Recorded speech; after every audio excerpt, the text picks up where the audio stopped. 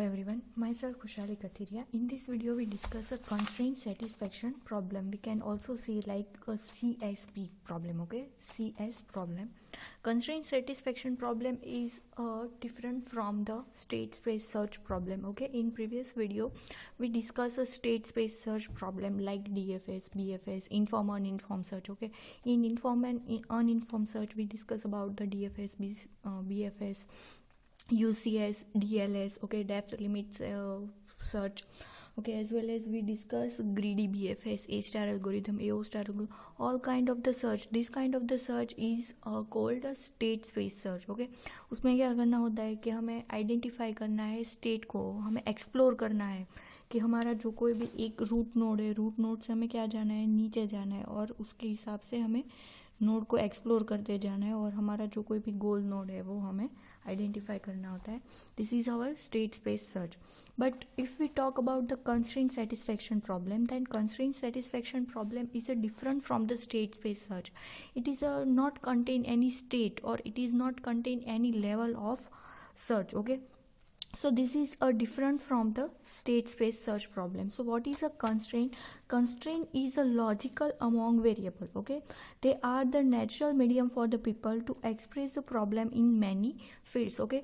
We can also say constraint as a logical among variable, as well as we can say like constraint is a rule, rules, condition, okay, rules or condition. We can say constraint is a rule or condition for the logical among variable or particular in particular field, okay. Another things, another definition is a constraint satisfaction, okay. What is a constraint satisfaction? CS is a constraint, stand for the CS is a constraint satisfaction. CS is a process of finding a solution to a set constraints, okay. What is a constraint satisfaction? Its name name of constraint, it means rule. Satisfaction, it means 100% surety, satisfy our full requirement or condition or rules, okay. So what is a constraint satisfaction? Constraint satisfaction, it means rule satisfy, okay. Fulfill our rule, fulfill our requirement, fulfill our conditions, okay.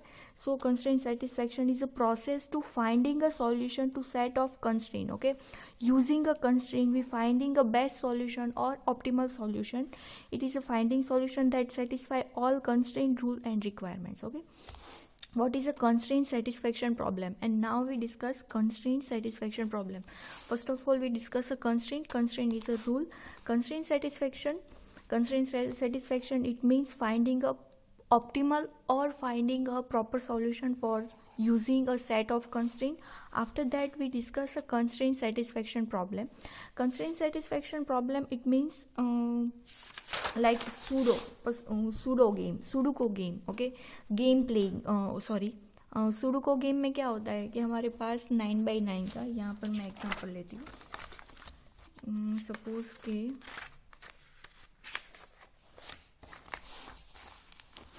Sudoku game है, अगर ये हम बात करें तो हम newspaper में भी आती है कि हमारे पास 9x9 है. बॉक्स कितना है? 9x9. इट मीन्स 81 हमारे पास बॉक्सेस है, ओके. सपोज कि ये वाला 18-1 है, ओके. ऐसे भी 18-1 है, 81, ओके. उसमें क्या है, 3x3 के जो कोई ब्लॉक है उसको हमें क्या करना है, फिल करना है 1 to 9 नंबर से. न्यूज़पेपर में आपको दिखाई जाता है कि ये वाला, अगर हमारे पास ये वाला बॉक्स है, ओके, इस बॉक्स में हमें क्या करना है, 1 to 9 फिल करना है. 1 to 9 कैसे फिल करना है? अगर हमने यहाँ पर 9 लिख दिया है तो हम यहाँ पर कोई जगह 9 नहीं लिख सकते और यहाँ पर कोई जगह 9 नहीं लिख सकते, ठीक है. तो ये वाला क्या है, हॉरिजॉन्टल और वर्टिकली हम ये वाले वेरिएबल को और ये वाले नंबर को हम यूज़ नहीं कर सकते. अब हम यहाँ से यहाँ तक हम क्या यूज़ करेंगे, 1 to 8, ओके. यहाँ भी 1 to 8 यूज़ करेंगे, पर ये वाले इस बॉक्स के लिए 9 डिजिट, अनदर 9 बॉक्स के लिए another 9 digit, okay. Another 9 box के लिए अनदर 9 डिजिट. सो ऐसे ऐसे करते हमें, हमारे पास कितने बॉक्स है, ऐसे 9 बॉक्स है और कितनी टाइल्स है और कितने ब्लॉक है, 81. तो हमें ऐसे मेजर ऐसे सेट करना है जो हम ऑलरेडी हमें न्यूज़पेपर हमारा जो आता है उसमें ये वाली गेम आती है, पजल के टाइप की, ओके. तो इसे कहते हैं a pseudo, okay, Sudoku game, okay. And color mapping, another constraint satisfaction problem is the color mapping, okay. इसमें क्या करना है, हमारे पास मल्टीपल फील्ड वाइज हमारे पास ग्राफ है, okay? यहाँ पर मैं लेती हूँ, एक हमारे पास ग्राफ है लाइक ये वाला, ओके, ये वाला हमारे पास ग्राफ है, उसमें डिफरेंट पार्ट्स है, ओके। सपोज कि ये स्टेट है हमारा S1, S2, S3, S4, S5 and S6। हमारे पास कोई भी 3 कलर है R, G and B, red, green and blue, okay. तो हमें क्या करना है, इस स्टेट को हमें ऐसे कलर करना है कि तीनों कलर है, सपोज कि उसके जो नेबर के कलर हो वो उसके साथ मैच ना हो, ऐसे हमें क्या करना है, सेट करना है, ओके। सपोज के हम क्या करेंगे, यहाँ पर R, यहाँ पर G और यहाँ पर B लगाएंगे, तो हम यहाँ पर R और B नहीं लगा सकते, इट मीन्स नेबर के कलर उसके साथ मैच नहीं होने चाहिए। तो यहाँ पर हम क्या लगा सकते हैं, ग्रीन लगा सकते हैं, ठीक है। यहाँ पर ग्रीन लगाया तो हम यहाँ पर ग्रीन लगा सकते हैं, ठीक है। क्यों, क्योंकि यहाँ पर ऑलरेडी ब्लू है, ओके। यहाँ पर ग्रीन और रेड दोनों में से एक को लगा सकते हैं, ठीक है। और तो हमने यहाँ पर R लगा दिया, ठीक है। तो ये वाला जो प्रॉब्लम है वो हम कैसे सॉल्व करते हैं ये मैंने कर दिया है, ओके। मैप कलरिंग वाला जो है वो हम कैसे सॉल्व करते हैं वो हम CSP से सीखेंगे कि हम कैसे कलर आइडेंटिफाई करेंगे और कलर को ऐड करेंगे हमारे मैप में। यहाँ पर क्या सेट कंस्ट्रेंट हमारा क्या है, रूल क्या है कि जो नेबर के कलर है वो सेम नहीं होने चाहिए, इट मीन्स ये दोनों जो कलर है वो तीनों अलग अलग है, ठीक है। अब बाद में इसका और इसका कलर चलेगा, ठीक है, बट इसका और इसका सेम नहीं चलेगा, इसका और इसका सेम नहीं चलेगा। जो अपने अपने नेबर के कलर सेम नहीं होने चाहिए और कलर ये तीनों में से ही होने चाहिए। तो हम कैसे सेट करेंगे, ये वाला कंसेप्ट हम कंस्ट्रेंट सेटिस्फैक्शन प्रॉब्लम में सीखेंगे। बट अभी कंस्ट्रेंट सेटिस्फैक्शन प्रॉब्लम है क्या वो हम डिस्कस करते हैं। तो कंस्ट्रेंट सेटिस्फैक्शन प्रॉब्लम में हमारे पास 3 कंपोनेंट है। CSP consist of 3 component. First one is the variable V, second one is the domain D and third one is the constraint C, okay. So what is a variable V? Variable V is a finite value, any kind of finite value like 1, V1, V2, V3, okay. Here I have already written like this, V1, V2, V3, okay. What is a domain? Domain is a for particular value or for particular variable value.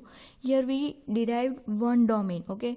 V1 के लिए domain है D1, V2 के लिए है domain D2, okay, V3 के लिए है domain D3, okay. Particular variable के लिए पर्टिकुलर डोमेन हमें क्या करना है, आइडेंटिफाई करना है।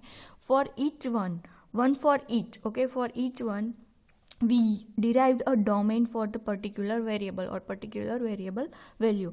Here our domain contain a real number, natural number, also it is alpha number, okay. So here domain contain suppose के D1 है हमारा, वो क्या है, रियल नंबर है, तो ये भी हो सकता है, ओके। 1/2 -1/2 ये भी हो सकता है, A, B ये भी हो सकता है, ठीक है। तो for our domain they derived from real number, natural number as well as alpha number, any kind of value, okay. And what is a constraint? We also discuss constraint. Constraint is equal to, okay, जैसे मैंने यहाँ किया है, variable V is equal to V1, V2, V3 up to Vn, domain D is equal to D1, D2, D2, D3 up to Dn. ऐसे ही constraint क्या है, constraint है scope and relationship. Scope it means variable, okay, variable, and relationship it means relation between different variable, okay. So this is a constraint of C1, okay. So this is a variable, domain and constraint. Constraint is a scope, comma, relation. Scope contain variable, where relation contain relation between two variables, okay. So here I have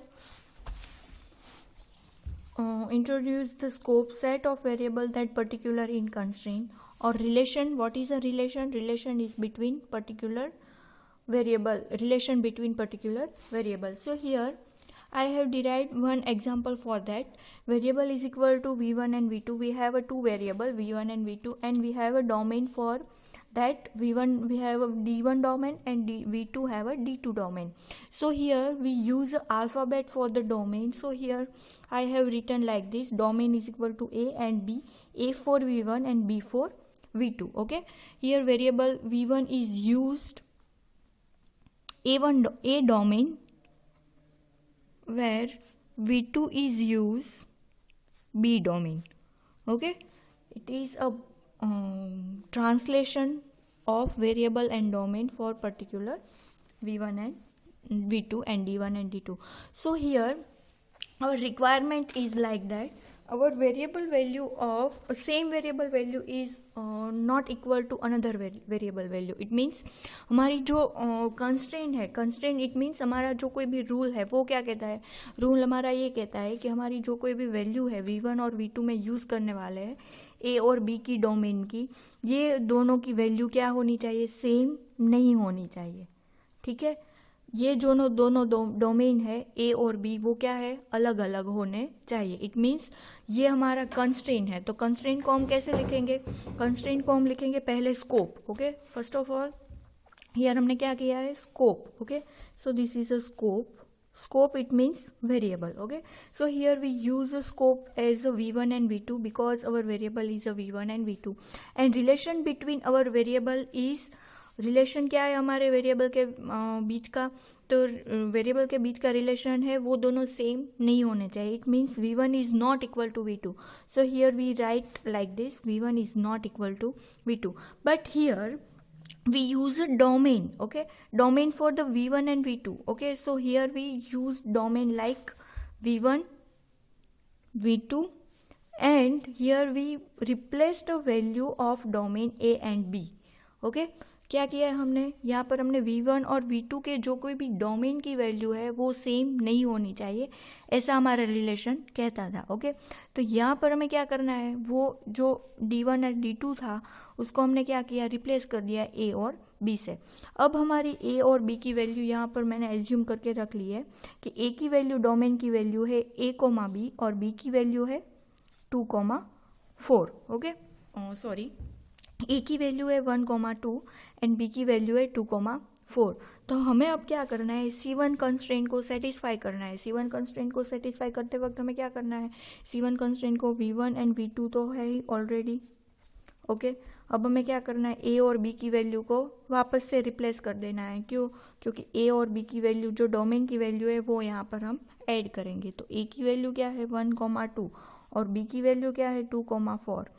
itself a one constraint. Okay, so here v1 v2. Okay, v1 v2, after that 1 2 for a and 2 4 it for b. So now we derived one constraint for v1. Okay, for v1 we can use like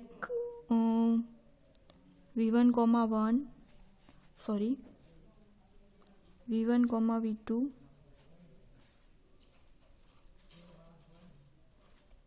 okay, after that v1 v2, sorry, हमें क्या करना है, इस दोनों का relation identify करना है. It means 1, 2, उसके साथ क्या है v1 v2. ओके, ये हमारा क्या हुआ, फर्स्ट कंस्ट्रेंट. अनदर कंस्ट्रेंट क्या होगा, v1 v2 ऑलरेडी है हमारे पास. अनदर कंस्ट्रेंट क्या है, 1 4 के साथ. Okay, so this is our another constraint. Another second third constraint is अब क्या है, 1 2 के साथ हो गया, 1 4 के साथ हो गया. अब 2 2 के साथ, 2 2 के साथ होगा, नहीं होगा. क्यों, क्योंकि दोनों डोमेन की वैल्यू सेम नहीं होनी चाहिए. तो ये वाला जो कंस्ट्रेंट है 2 2, ये वाला हम अप्लाई नहीं कर सकते. ठीक है, another constraint is v1 v2 2 4, it is a satisfy. Okay,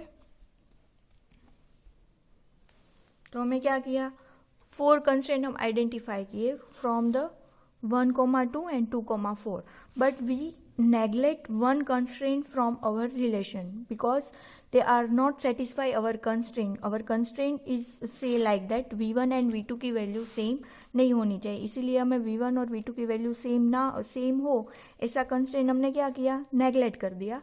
और another 3 constraint we identify like v1 v2 as use of 1,2, v1 v2 as use of 1,4, v1 v2 use of 2,4. So this is a constraint. Okay, this is a rule for any of common variable or as well as for common domain. Okay, now we discuss a backtracking for the CSP. Okay, हमें क्या करना है, हमें identify करना है CSP problem. CSP problem को हमें identify क्या करना है, कैसे करेंगे. CSP प्रॉब्लम को आइडेंटिफाई करने के लिए हम यहाँ पर एक एग्जाम्पल लेंगे. Okay, this is we can say like a backtracking in CSP. Okay, so in this example we discuss graph colouring problem. Okay, what is graph colouring problem? I have already discuss about it. We have a one graph and we color that state in different way, like neighbor value उसकी same ना हो. Okay, neighbour colour value जो है उसकी same ना हो. तो यहाँ पर हम क्या करेंगे, वो बैक ट्रैकिंग वाला जो कलर ग्राफ कलरिंग प्रॉब्लम है वो हम सॉल्व करेंगे. किसकी मदद से? CSP की मदद से. CSP की मदद से भी हम कैसे करेंगे, उसमें हम बैक ट्रैकिंग वाली जो टेक्निक है वो हम यूज़ करेंगे in our next video. Okay, so thank you.